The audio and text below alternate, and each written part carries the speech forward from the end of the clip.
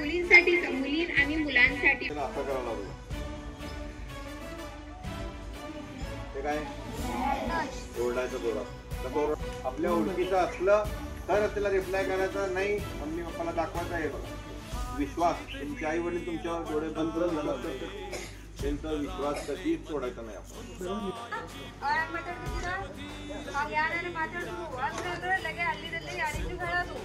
तुला उजळायचे पुन्हा